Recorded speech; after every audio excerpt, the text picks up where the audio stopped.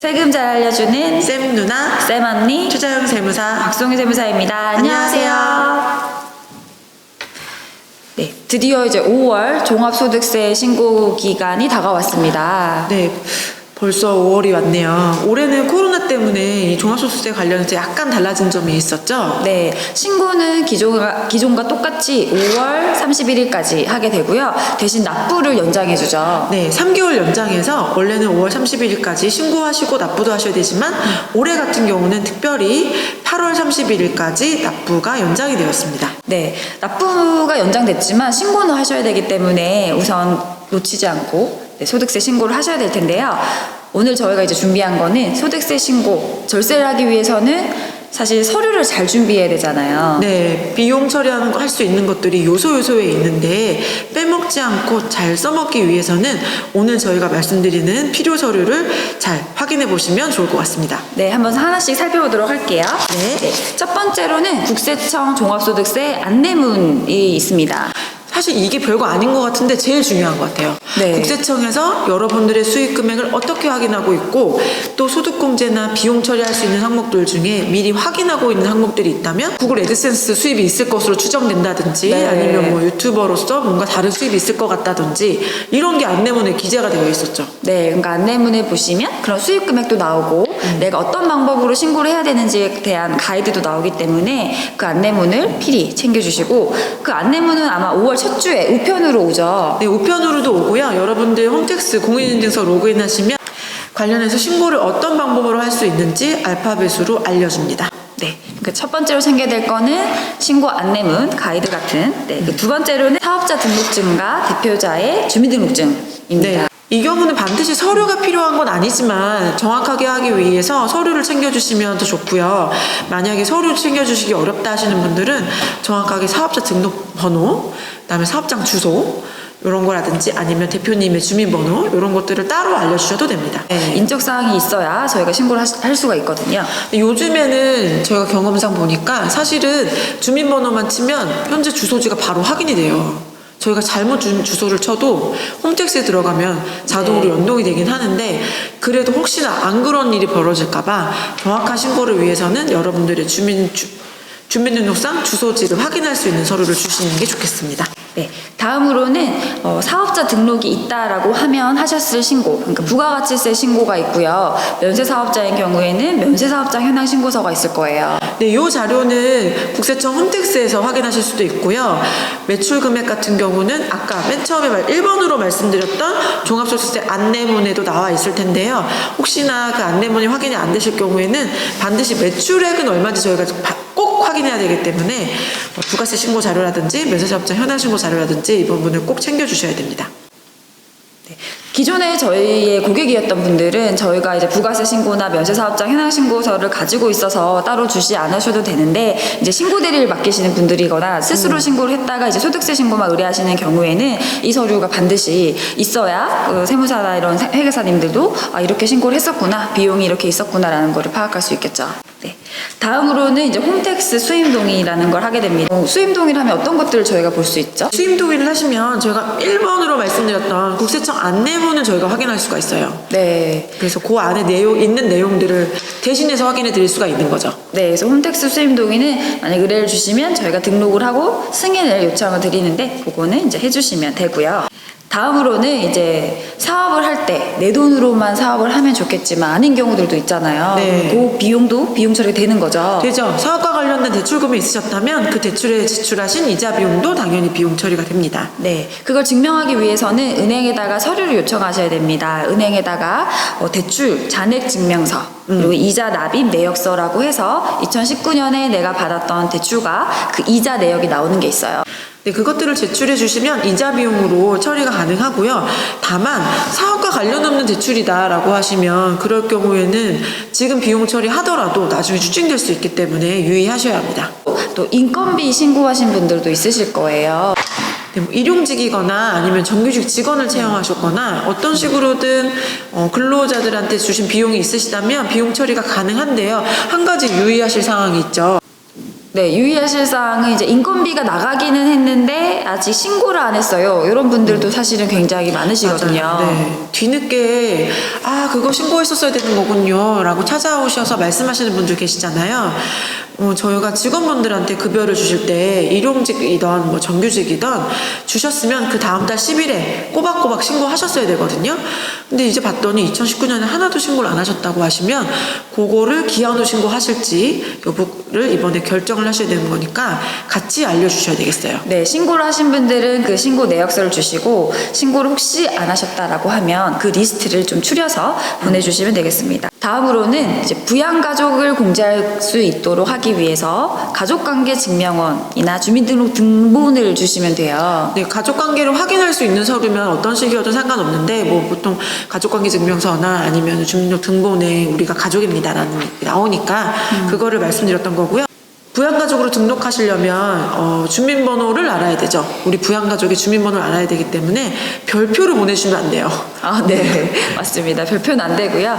풀로 나와 있는 걸 보내주시고 부양가족에 넣고 싶으신 분들을 동그라미 쳐서 알려주시면 됩니다.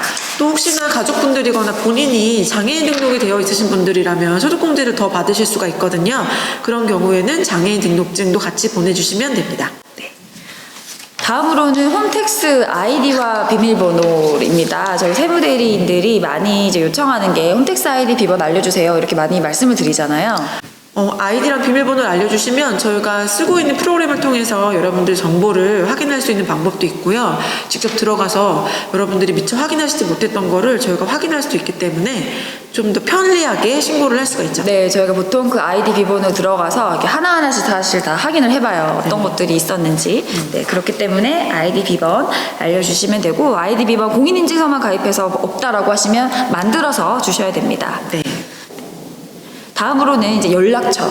네, 당연히 연락처 꼭 필요하고요. 핸드폰 번호 알려주셔야 되고요. 그리고 필요하신 게 환급 받으실 수도 있기 때문에 환급 받으실 통장 번호도 네. 알려주셔야 됩니다. 네. 다음으로는 이제 소득공제 자료 조회입니다. 연말정산 간소화 서비스라고 있어요. 거기 딱 들어가서 다운을 받으면 뭐 국민연금, 보험료, 뭐 카드 사용, 뭐 이런 전체적인 금액들이 다 나와요. 그래서 그 금액들을 확인하기 위해서 그것도 다운받아서 보내주시면 됩니다. 네, 근로자가 아니고 사업자분들의 경우에는 연말정산 간소화 서비스 다 주시더라도 사실 못 써먹는 것도 많긴 한데요. 그래도 혹시나 모르기 때문에 우선 다 주시면 나머지는 저희가 알아서 네. 잘 써먹도록 하겠습니다. 네. 네, 그 다음은 기부금 영수증이 있죠. 네, 기부하시는 분들 많으시잖아요. 뭐 정치자금 기부금이라든지 교회에 기부하시거나 절에 기부하시거나 아니면 또 다른 단체에 기부하시면 기부금 영수증을 발급받으실 수 있어요. 제가 예전에 뭐 아름다운 가게 옷 기부하는 거라든지 이런 거 한번 말씀드린 네. 적이 있었는데 그렇게 기부하신 것들은 기부금 영수증 받으셨을 텐데요. 요것들은 사실 연말정산 간소화 서비스에 가면 다 불러와지긴 해요. 근데 혹시나 누락된 게 있으시거나 이런 경우에는 따로 기부금 영수증 챙겨주셔야 되고요. 보통은 그 종교단체 기부금들이 좀 빠지는 경우들이 있더라고요. 그런 네. 것들은 따로 잘 챙겨주셔야 되는데 종교단체 같은 경우는 단체가 정말 종교단체가 맞는지 그 서류까지도 같이 챙겨주시면 됩니다. 네. 다음으로는 이제 좀 중요한 내용입니다. 네. 신용카드와 현금 영수증 사용 내역을 주셔야 됩니다. 얼마 쓰셨는지는 사실 확인할 수는 있어요. 전체 1년 동안에 신용카드 이만큼 쓰셨구나, 현금 영수증 이만큼 받으셨구나, 요거는 저희가 확인할 수 있는데 그것들 중에서 저희가 이번에 비용 처리하기 위해서는 사업이랑 관련이 있는지를 알아야 되잖아요. 네, 그러기 위해서는 세부 내역을 주셔야 되고요. 각 카드사에 들어가서 엑셀로 다운을 받으시고 그 옆에 이거는 반드시 나의 사업에 썼다라는 표시를 해주시면 더 좋습니다. 뭐 컴퓨터를 산 거라든지 뭐 조명을 샀다든지 뭐 아니면 그렇죠. 뭐 네. 사업상으로 뭐 접대 뭐 누구를 뭐 사줬다든지 네. 접대비도 비용 처리 되는 거잖아요. 네, 그런 식으로 엑셀을 다운받아서 표시를 해주시면 저희가 용이하게 알아볼 수가 있습니다. 간혹 가다가 원래는 세금계산서나 뭐 신용카드나 현금 영수증을 다 받으셨어야 되는데 그걸 못 받고 계좌이체 하시는 경우도 있잖아요. 네, 뭐 영수증을 안 받아 카드나 이런 적격 증빙을 받지 못한 경우들도 더러 있을 거예요. 그럴 경우는 비용이 안 되는 건가요? 원칙적으로는 비용이 되지 않는데요. 사업장의 규모에 따라서 뭐 간단하게 가산세를 부담하고 비용 처리가 가능한 경우도 있기 때문에 그런 내용이 있는 것도 다 네. 집계를 해서 어떤 거에 썼고 사유가 어떻다라는 걸 적어주시면 저희가 요거 말씀을 드리도록 하겠습니다. 네, 우선은 주셔야 저희가 그걸 가지고 판단해서 요 이번 종합소득세 신고 때 써먹을지 안 써먹을지 알 수 있기 때문에 다 주시는 게 좋습니다. 자, 그 다음 넘어갈까요? 네, 다음으로는 이제 통신요금 같은 것들이죠. 뭐 사업하시는 분들이 쓰는 이제 핸드폰이라든지 뭐 인터넷이라든지 뭐 전화 이런 것들 고지서를 주시면 저희가 또 확인해서 비용으로 반영을 해드리도록 하겠습니다. 이런 거 사실 되게 기본적인 것 같은데 놓치시는 경우도 있더라고요. 네, 이런 게 있고 또 뭐 팩스 놓으신 분들 팩스도 당연히 되고 네, 맞습니다. 그 다음에는 차량 관련 지출 비용이 있어요. 사실 큰 부분을 차지하는 걸 텐데요. 차량 같은 경우는 다 비용이 됩니다. 네, 다 비용이 되는데 한도가 있어요. 네. 한도는 이제 작년 같은 경우는 연간 1,000만 원을 기준으로 비용 네. 처리가 가능하니까 차량을 사업에 쓰시는 분들은 차량 등록증과 그 내역을 보내주시면 되겠습니다. 뭐 리스 비용이 있다든지 보험 비용이 있다든지 차량을 사셨다든지 차에 들어가는 뭐 세금이 있다든지 유류대가 있다든지 차량을 고치셨다든지 통행료가 있으셨다든지 주차료가 있으셨다든지 이 모든 것들이 다 비용 처리가 가능한데 다만 한도가 있고 2,000만 원 한도를 넘어간 만큼도 비용 처리 원하실 경우에는 조금 복잡하게 등록부를 쓰신다든지 하시긴 하셔야 되는데요. 그런 경우라면 저희가 좀 더 고민을 해봐야겠지만 어쨌든 1,000만 원까지는 출퇴근용으로도 비용 처리가 가능합니다. 네, 그럼 다음으로 넘어갈까요? 네, 다음으로는 이제 국민연금 납부한 내역과 건강보험 납부 내역을 보내주시면 됩니다. 둘 다 비용 처리가 되는 거죠? 네, 둘 다 비용 처리가 되고요. 국민연금 같은 경우는 아마 안내문에 금액이 적혀 있을 거고요. 간소화 서비스 자료 보시면 다 나옵니다. 네, 한 해 동안 납부한 보험료 같은 것도 나오기 때문에 국민연금, 건강보험, 납입 내역을 보내주시면 그것도 꼼꼼하게 반영을 해드리도록 하겠습니다. 각종 공과금에 대한 지로, 고지서 같은 것들이 있죠. 네, 사업을 하려면 사업장이 있어야 되잖아요. 네. 이 사업장을 유지하는 데 들어간 공과금, 뭐 하다못해 전기요금, 뭐 가스요금 이런 거 다 들어가는 거죠. 아까 통신요금 비용 처리됐듯이 이런 공과금들도 당연히 비용 처리됩니다. 뭐 관리비 내준다든지 다 됩니다. 네. 그리고 그 여타의 사업과 관련된 세금이 또 있을 수 있죠? 네, 사업과 관련해서 이제 뭐 면허세를 내는 경우도 있고요. 뭐 등록세를 내는 경우도 있고, 주민세, 뭐 이런 것들이 다 있어요. 네, 그리고 만약에 건물이 본인 거다. 이 사업과 관련해서 이 건물을 이용하고 있다고, 건물이나 부동산을 이용하고 있다고 하면 재산세 또 비용 처리가 가능한 거죠. 뭐 임대업 하시는 분들은 당연히 되실 거고요. 네, 그래서 그런 내역들을 보내주시면 그 내역들 중에서 해당되는 내용을 저희가 반영을 해드리겠습니다. 또 사업과 관련해서 제 아시는 분 중에 디자인 하시는 분들인데 이분들은 컴퓨터를 몇 천만 원짜리 사시더라고요. 네. 이렇게 큰 비용이 들어가신 장비를 크게 사시는 분들의 경우에는 조금 더 자료를 갖춰주시는 게 중요한데요. 신용카드 긁고 뭐 세금계산서 받고 여기에다가 요 큰 비용이 무엇인지 그 자산을 사신 내역까지도 주시면 사실 더 좋아요. 네. 그리고 저희가 그런 것들은 보면은 또 확인을 요청을 하겠죠. 네, 우선은 안 주시더라도 저희가 먼저 스크린을 한 다음에 추가적인 자료를 요청드리죠. 금액이 너무 큰 경우에는 이거는 뭐죠, 고객님? 이렇게 여쭤보죠. 네. 네. 네. 그리고 다음으로는 또 많이 들어들 보셨을 것 같은 이제 경조사비입니다. 뭐 청첩장 누가 결혼했다든지 아니면 뭐 돌아가셔서 저희가 뭐 조의금을 냈다든지 뭐 그런 경우들이 있을 수 있잖아요. 네, 그런 내역들 청첩장 같은 경우에 뭐 받으신 초대장이라든지 아니면 뭐 메시지 받은 거라든지 카톡으로 요즘 모바일 쇼핑을 좀 많이 쓰니까 네, 그런 것들을 캡처하고 리스트를 작성해서 보내주시면 건당 20만 원까지는 비용이 가능합니다. 네, 실제 제출을 하셨을 거잖아요. 네. 20만 원씩. 네. 네. 그리고 그 다음에 또 비용 처리되는 거 아까 뭐 다 말씀드렸던 건데요. 네. 저희가 이제 저희는 아무래도 세무사 사무실을 운영하다 보니까 가장 많이 쓰는 것 중에 하나가 퀵이거든요.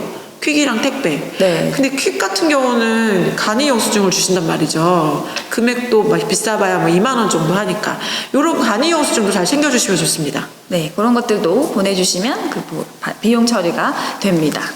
이런 비용 처리 되는 거 이외에 세액공제 되는 것들도 조금 있잖아요. 뭐 연금을 가입하셨다든지, 네, 네. 개인적으로 개인연금 가입하셨다든지, 아니면 뭐 노란우산공제 가입하셨다든지. 네, 뭐 연금 같은 경우에도 우선 안내문에 금액이 나오기는 해요. 국세청 안내문에 연금 얼마 납부하셨는지 나오거든요. 거기 주시면 나오지만 혹시 안내문을 못 챙겨주실 경우에는 따로 주시면 되는데 이 내용은 간소화 서비스도 있죠? 네, 맞습니다.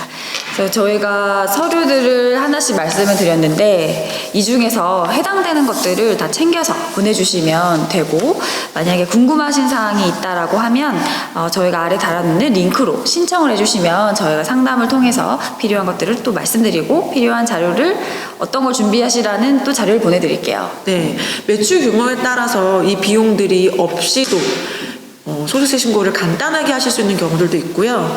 아니면 이 매출들 중에서 좀 더 꼼꼼하고 체계적으로 신고해야 되는 경우도 있을 수 있으니까, 우선 너무 복잡하다 싶으신 분들은 신청부터 해주시면 나머지는 저희가 먼저 설명을 드리도록 하겠습니다. 저희가 지금 숨가쁘게 서류에 대한 설명을 쫙 드렸는데요. 여러분들한테 도움이 되셨으면 좋겠고요. 올해 종합소득세 신고를 무사히 마치시길 바라겠습니다. 네, 그럼 지금까지 세금 잘 알려주는 쌤 누나 쌤언니였습니다. 안녕.